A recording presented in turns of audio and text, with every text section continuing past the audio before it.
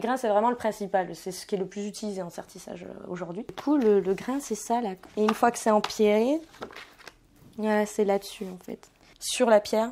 C'est hyper et puis technique. on vient le travailler pour que ça fasse une petite boule et En que plus, ça c'est se voit tout pas petit. trop. Comment tu travailles ça? Il faut pas que ça se voit trop à l'œil nu. Ah, c'est des fiches de révision, mais c'est énorme. C'est C'est vraiment trop cool.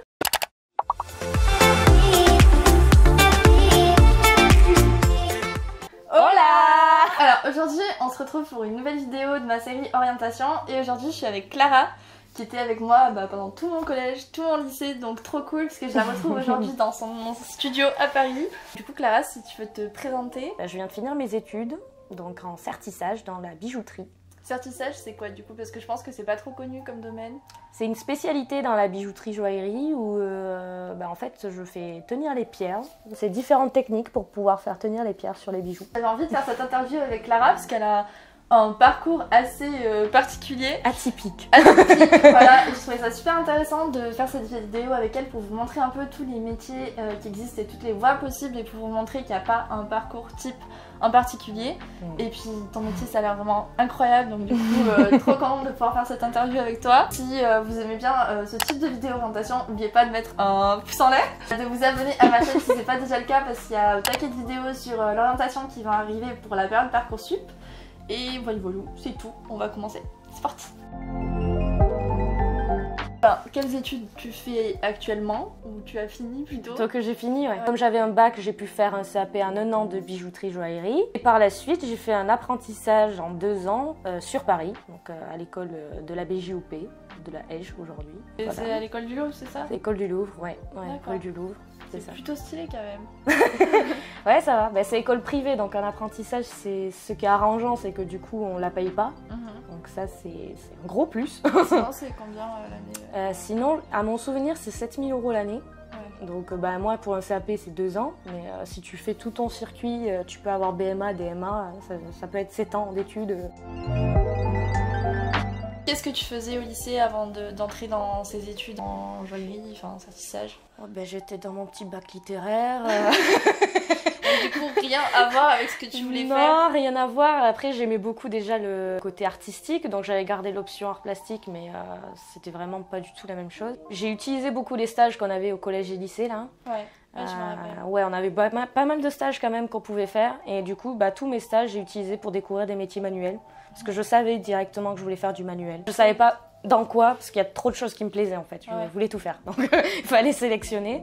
Donc du coup, par les stages, j'ai tout testé, j'ai fait fleuriste, la bijouterie-joaillerie, après j'ai fait aussi des costumes, en gros de la couture, et là j'ai testé, je fais de la poterie, sculpture sur bois, gravure sur verre, j'ai un peu tout testé. Et puis après j'ai choisi, j'ai fait mon choix, et c'était la bijouterie. Au niveau des profs, lycée général littéraire, que tu ailles ensuite faire un CAP, ça a posé problème, enfin tu as eu des réflexions, des remarques, ça t'a pas freiné aussi dans tes ambitions? Alors moi ça m'a pas freiné, je m'en foutais un peu de ce que décidaient les profs parce que c'était pas eux de choisir pour moi quoi. C'est vrai que la vie des profs quand on faisait les cours d'orientation, c'était toujours, c'est pas un cursus normal en fait, on va pas dans un CAP après un bac général, on va à la fac.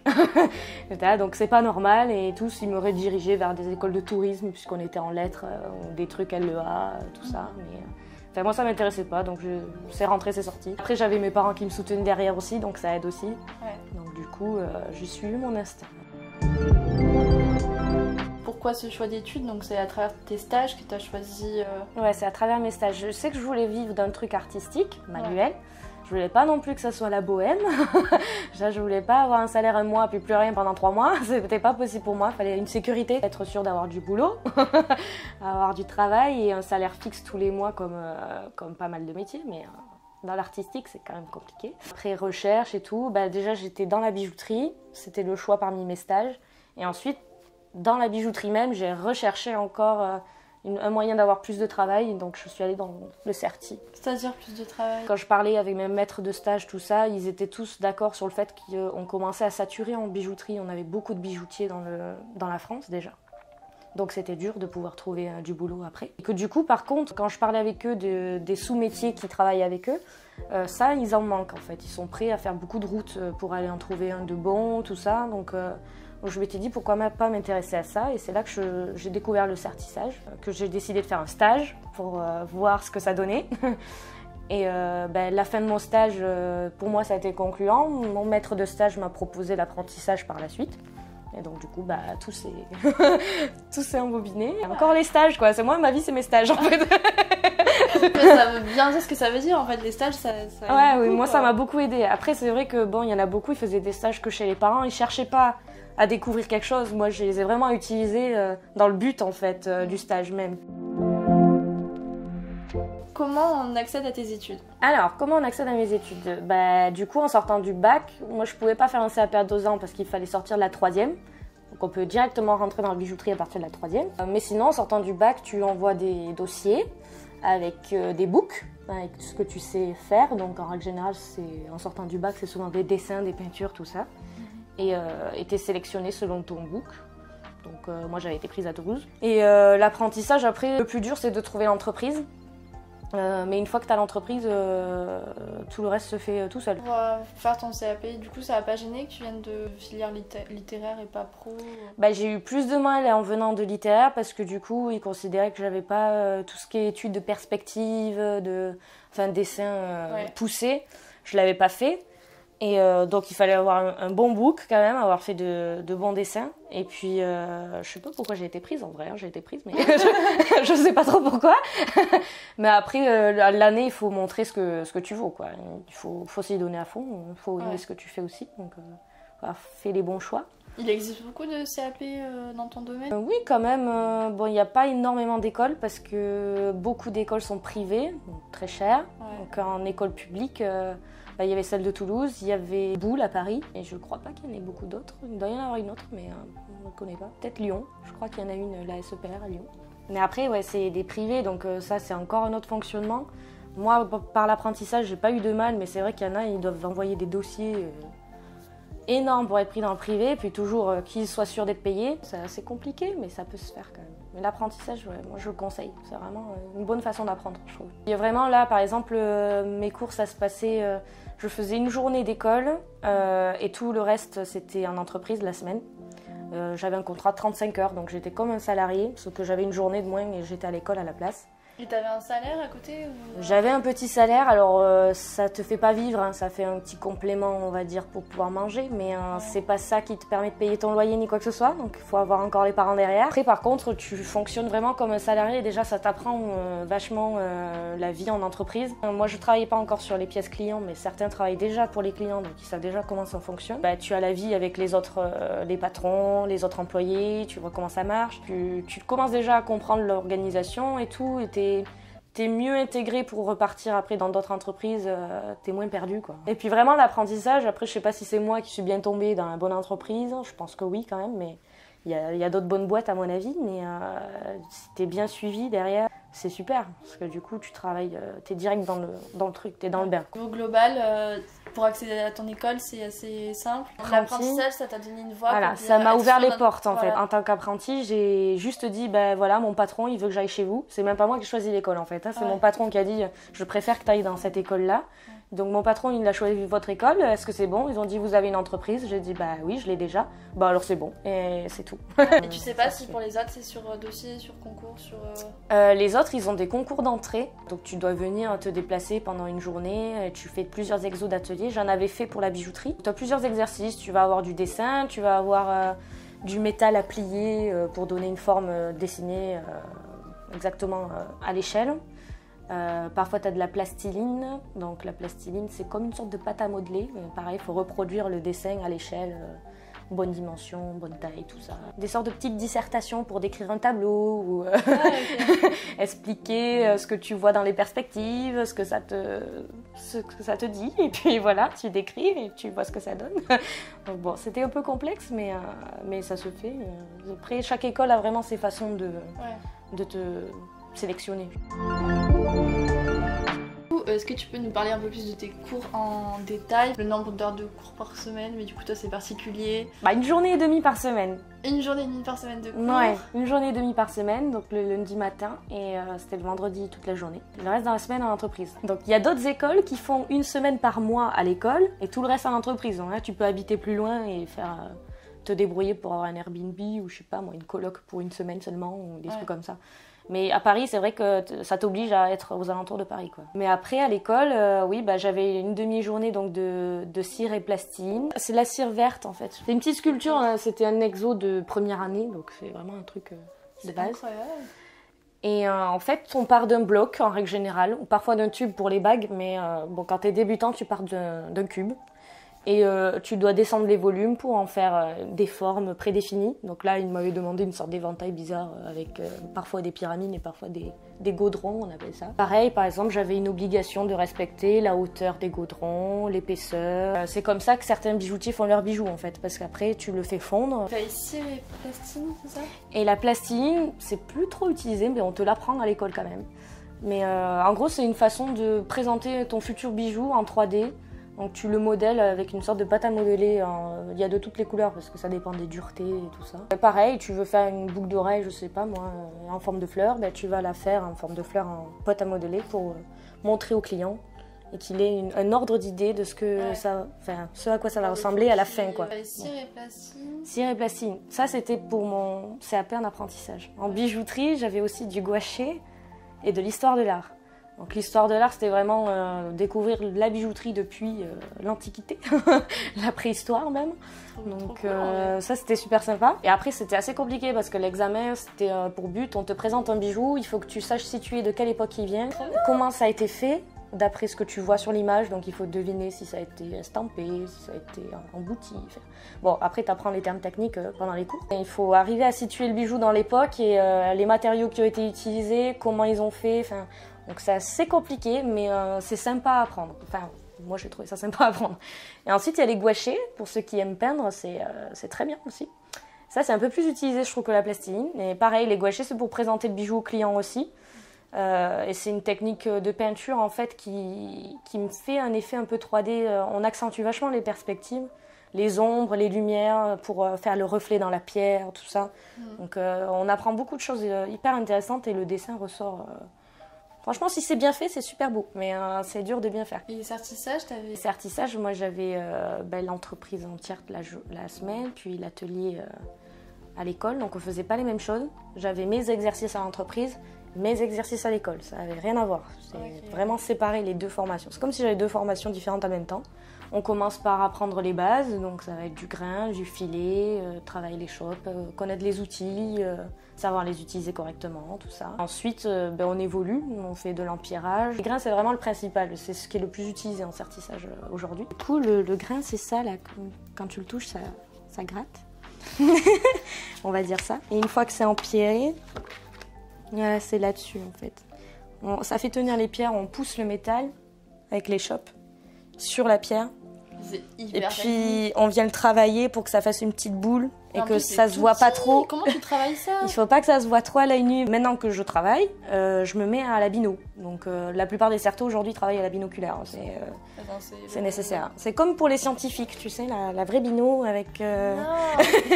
c'est hyper précis, donc pour les yeux, c'est pas mal. Vraiment, le but du certi, c'est un peu ingrat, mais c'est un travail où tu dois faire tenir les pierres, mais il faut que personne le voit. Donc personne doit savoir que tu as travaillé dessus. Mon CAP en un an, bijouterie, joaillerie. J'avais le gouaché, cire et plastiline, l'histoire de la bijouterie et atelier. Quand je suis passée en apprentissage en 2 ans en sertissage, comme j'avais déjà passé le diplôme de cire, de gouaché, d'histoire de l'art et tout ça, ils me l'ont enlevé parce que je l'avais déjà validé. Et ils m'ont laissé que la cire, je sais pas pourquoi, parce que je l'avais déjà validé aussi. Et ils m'ont remis atelier parce que c'était pas le même atelier, du coup je faisais plus de la bijouterie mais du sertissage. Donc. Qu'est-ce qui t'a le plus plu dans tes études? Franchement, si j'ai choisi ça, c'est parce que j'aime bien tout, à peu près. Après, même quand tu fais quelque chose qui te plaît, il y a toujours un truc qui te plaît un peu moins. Le plus plu, à l'école, ça va être l'atelier, et à l'entreprise, c'est l'atelier aussi, de toute façon. Après, il y a des techniques que je préfère à d'autres, mais l'important, c'est que je sache toutes les faire. Il y a des techniques que je préfère à d'autres, mais après, l'important, c'est de tout savoir faire et d'être capable de tout sertir. Là, j'ai changé d'entreprise en plus, je suis pas dans la même entreprise, donc ils ont d'autres techniques de travail, d'autres façons de faire. Donc tu découvres d'autres choses et tu apprends vraiment tous les jours. Mais c'est bien. Ma prochaine question c'était sur l'ambiance de l'école, mais toi t'étais pas trop à l'école. En apprentissage c'est assez spécial parce que du coup les élèves de l'école tu les vois pas beaucoup. T'apprends à les connaître sur 1 jour et demi par semaine.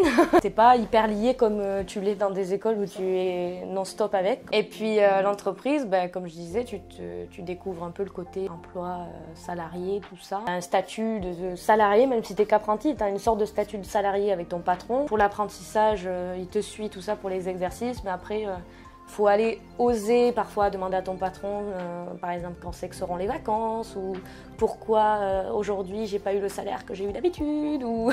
Après moi ils étaient vraiment super, donc j'ai pas eu de soucis, j'étais bien intégrée. Après c'était une petite entreprise, on n'était que 3. C'était le père, le fils et moi. Et c'est pour ça que là j'ai un gros changement, parce que là je suis dans une entreprise où ils sont plutôt 10 à 12 salariés. Donc rien à voir. Faut bien s'entendre avec son patron sur le contrat, faut bien faire gaffe avant de signer, tu saches ce que tu signes. Pareil avec les collègues, faut bien s'entendre et pas aller prendre le boulot de l'autre en fait si ils bossent dessus, parce que sinon ça va créer des embrouilles. Tu fais tes études à Paris, donc pour la joaillerie c'est sûr que c'est top. Je pense que quand tu pars en études de bijouterie de joaillerie, à mon avis, il faudra passer par Paris. En tous les cas, c'est ce qui m'est arrivé de toute façon, il fallait passer par Paris.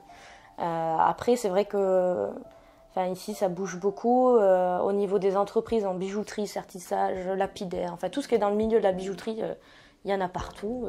Il y a dans le 9e arrondissement surtout, tout est ciblé là-dedans. Je pense que pour trouver des stages, des entreprises et tout, c'est le plus facile, parce que c'est là où il y a le plus de monde. Après, on peut en trouver aussi dans le sud de la France, mais faut fouiller un peu plus et ça marche beaucoup avec le bouche à oreille dans l'entreprise, dans la bijouterie joaillerie. C'est beaucoup de bouche à oreille, donc après, faut faire des stages. Le résumé de cette vidéo, il faut faire des stages. Il faut faire des stages. Si vous n'avez pas compris. Et pas hésiter à contacter et à essayer de faire des entretiens surtout, parce qu'ils aiment bien rencontrer la personne sur place. Ils font faire des essais. Moi, pour être embauchée, j'ai dû faire des tests dans plusieurs entreprises pour que, par rapport à ce que je leur montrais, voir si c'est vraiment de moi, si c'est quelque chose que j'ai piqué à un collègue, par exemple. Ton diplôme, ils sont contents que tu l'aies, mais vraiment, ce qui les intéresse, c'est de voir ce que tu vaux à la cheville. On appelle ça la cheville, l'endroit où on travaille. Quels sont les métiers possibles dans le domaine de la joaillerie? Celui que tout le monde connaît, c'est le bijoutier. Il y a le bijoutier et le joaillier, c'est pas tout à fait pareil. Même si les gens confondent, c'est pas tout à fait la même chose. On va dire que les bijoutiers, ils font les bijoux en brut sans pierre en fait. Et le joaillier, c'est celui qui va venir ouvrir le bijou pour insérer les pierres. Il met pas les pierres, mais il les prépare, il prépare les trous, on va dire, pour mettre les pierres. Ensuite, il y a le sertisseur qui va mettre les pierres. Il y a les lapidaires, donc qui s'occupent des pierres. C'est-à-dire ils vont tailler les pierres. Le diamantaire qui va être spécialisé que dans le diamant, mais c'est une sorte de lapidaire en fait, mais que dans le diamant. Ensuite, il y a les gémologues qui, en règle générale, c'est ce qui s'y connaissent dans toutes les pierres, même des pierres semi-précieuses du genre, je sais pas moi, opale, jade, les trucs comme ça. Ils ont une connaissance folle sur les pierres, mais vraiment énorme. Et ils travaillent en règle générale avec les lapidaires. Souvent d'ailleurs, un lapidaire est un peu gémologue, je pense, mais bon.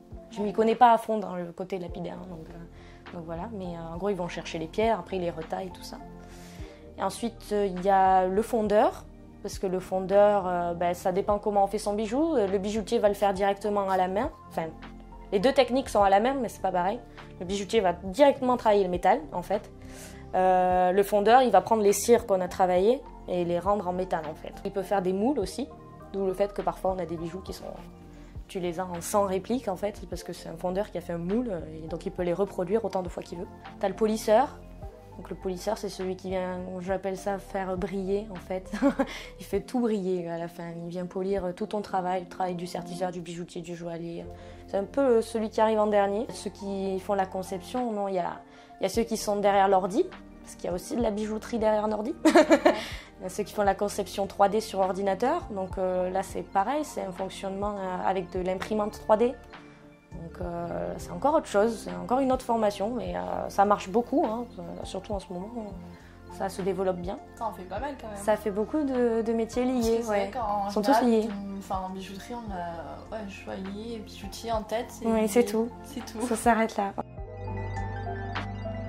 Du coup, est-ce que toi, tu as des projets à venir? J'ai plusieurs projets en fait. Par rapport au certissage, bon, j'ai pour projet de pas rester sur Paris parce que je suis pas une grande fanatique de Paris. Donc j'ai pour projet de redescendre vers le sud de la France.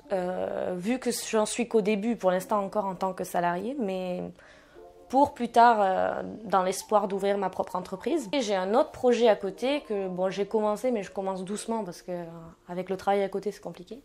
Mais d'avoir ma petite marque de bijoux à moi. J'ouvrirai une page Instagram dans pas trop longtemps. Mais j'ai pour projet d'avoir à côté de mon entreprise Certi, tout ça, de pouvoir me faire plaisir et faire mes petites pièces à moi de bijouterie, même si j'en vends pas des tonnes. Et du coup, dernière question, est-ce que tu as un conseil à donner pour ceux qui seraient intéressés par ton métier ou qui justement osent pas se lancer parce que ça n'a pas de rapport avec ce qu'ils faisaient avant comme études? Si vous n'avez pas encore fait le bac et que vous êtes en train de choisir quel bac vous allez faire, parce que vous n'êtes pas parti après la 3e, si vous voulez partir là-dedans, le mieux c'est faire un bac art appliqué. Parce que pour être pris dans les écoles, ça sera plus simple. Parce que vous aurez déjà quand même vu pas mal de trucs en dessin, perspective, tout ça, 3D. Si vous êtes en 3e, vous pouvez partir direct après la 3e. C'est bien aussi. Hein. Je fais comme ça, vous commencez à bosser tôt en plus, parce que vous finissez plus tôt. Après, bon, vous êtes un peu jeune, mais non, ça peut se faire. De toute façon, les formations sont en règle générale prévues normalement pour après la 3e. Quand tu viens après un bac, t'es un peu spécial déjà, parce que t'es pas normal déjà. Donc, Après, si vous avez fait un bac général comme moi, c'est faisable aussi, hein, faut pas désespérer. Faut juste aimer ça et se donner la peine, on va dire, faut essayer quoi. Faites des stages, mais faites beaucoup de stages. Faites des stages. Par rapport au fait, parce que madame est meilleure apprentie de France quand même, est-ce qu'on a oublié d'en parler totalement? Oui, ça c'est un truc en plus. Mais c'est pas mal aussi d'essayer des concours, pour avoir des diplômes en plus, ça peut être bien aussi. En fait, le MAF c'est meilleur apprenti de France. C'est un concours en fait qui au final, si tu le gagnes, ça t'apporte pas non plus... t'as pas de bourse ou t'as pas de quoi que ce soit, hein, c'est juste une valorisation personnelle. Et ça fait un diplôme supplémentaire en fait. Donc les entreprises sur ton CV, il y a écrit que tu as et le CAP et le MAF en plus qui est considéré comme un diplôme qui prouve une certaine qualité de ton travail. C'est vraiment pour toi, c'est une expérience à avoir en plus en fait je pense. Merci beaucoup Clarou pour avoir accepté de tourner cette vidéo. J'espère que ça va en intéresser plusieurs et que ça va aider et surtout ouvrir un peu... le monde de la bijouterie.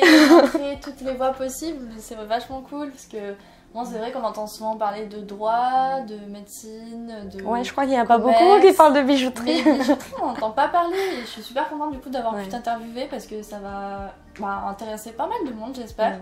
Et montrer un peu autre chose, donc c'est super cool. Puis comme je disais, avec le MAF, j'ai découvert qu'il y avait plein de métiers manuels, mais il y en a plein, mais cherchez parce que vous verrez, il y en a mais dans tout. Ok, merci beaucoup, j'espère que cette vidéo vous aura plu. Si vous avez des questions, vous pourrez peut-être les poser en commentaire et peut-être que Clarou ira faire un tour sur les commentaires et il pourra répondre. Me le dira. Voilà, je vous dis à très vite pour une prochaine vidéo de la série Orientation. Bisous, bye.